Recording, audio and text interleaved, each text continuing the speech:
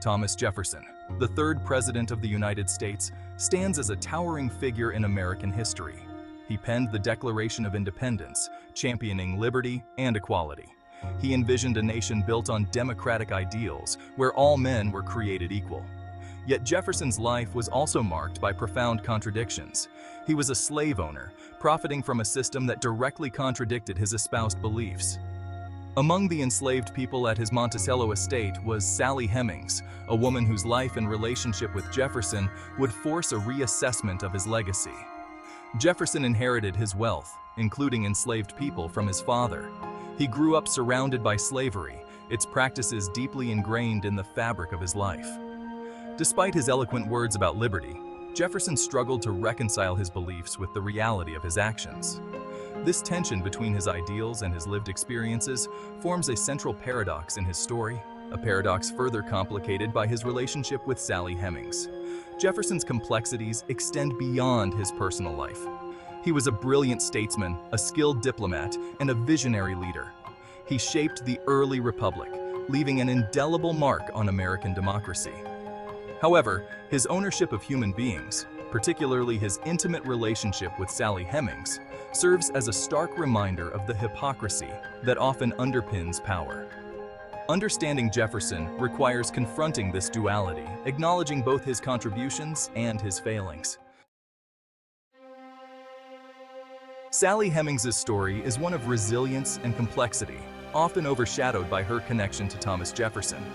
Born into slavery at Monticello, she was the daughter of Elizabeth Hemings and, according to historical consensus, John Wales, Thomas Jefferson's father-in-law. This made Sally the half-sister of Jefferson's wife, Martha Wales Skelton Jefferson. Sally grew up in the unique environment of Monticello, experiencing the contradictions of plantation life firsthand. Unlike many enslaved individuals whose lives were reduced to mere records, Sally Hemings emerges from the historical shadows with a compelling narrative. While primary sources documenting her life remain scarce, her presence at Monticello, her travels with Jefferson to Paris, and the oral histories passed down through her descendants paint a vivid picture of her experiences. At the age of 14, Sally accompanied Jefferson's daughter to Paris, where Jefferson served as the American minister to France. It was during their time in Paris that the relationship between Sally Hemings and Thomas Jefferson is believed to have begun. This period marked a turning point in Sally's life, transitioning her from a young enslaved girl to a woman navigating a complex and ultimately unequal relationship with one of the most powerful men in the newly formed United States.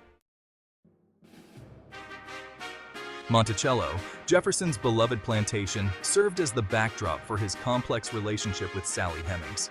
It was a place of stark contrasts, a symbol of Jefferson's ideals of liberty, juxtaposed against the reality of enslaved labor that sustained it. Within the confines of Monticello, power dynamics were clearly defined, with Jefferson at the apex. This power imbalance shaped all aspects of life at Monticello, including the relationship between master and enslaved. Despite the constraints imposed by their disparate social positions, a relationship developed between Jefferson and Hemings. This relationship, lasting over 3 decades, resulted in the birth of several children, further intertwining their lives. The nature of their relationship remains a subject of historical debate, with questions surrounding consent and agency within the context of slavery. Monticello, while a testament to Jefferson's architectural genius and intellectual pursuits, also stands as a stark reminder of the hypocrisy embedded within the founding principles of the United States. The presence of Sally Hemings and her children at Monticello, living alongside the man who penned "All men are created equal," exposes the complexities and contradictions of Jefferson's legacy. Section 4. Whispers and Denials. The Hemings-Jefferson story in its time. The relationship between Thomas Jefferson and Sally Hemings was not a secret at Monticello. Enslaved people whispered about it, and rumors eventually reached the ears of Jefferson's political enemies. In 1802, a journalist named James Callender publicly accused Jefferson of having a sexual relationship with Hemings and fathering her children. Jefferson, who rarely responded to personal attacks, maintained a public silence on the matter. His supporters dismissed the accusations as politically motivated slander. However, the rumors persisted, fueled by the fact that Hemings's children bore a striking resemblance to Jefferson.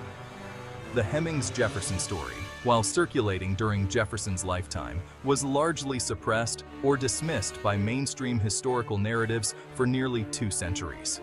This silence reflects the deep-seated racism and societal biases that shaped historical interpretations, particularly when it came to narratives involving powerful white men and enslaved black women. Section 5. DNA evidence. Science confirms the story. In 1998, nearly 2 centuries after the rumors first surfaced, DNA evidence shed new light on the relationship between Thomas Jefferson and Sally Hemings. A scientific study compared the Y chromosomal DNA of a descendant of Jefferson's paternal uncle with descendants of Sally Hemings's sons. The results were conclusive. There was a genetic link between the Jefferson male line and the Hemings descendants. This scientific evidence, combined with historical analysis and the oral histories passed down through generations of both families, confirmed what many had long suspected. Thomas Jefferson fathered at least one of Sally Hemings's children, and likely all 6. The DNA evidence sparked renewed interest in the Hemings-Jefferson story, forcing a reassessment of Jefferson's legacy and prompting a broader conversation about race, power, and the silences within American history. The confirmation of Jefferson's paternity of Hemings's children challenged traditional narratives and highlighted the importance of incorporating marginalized voices into historical accounts.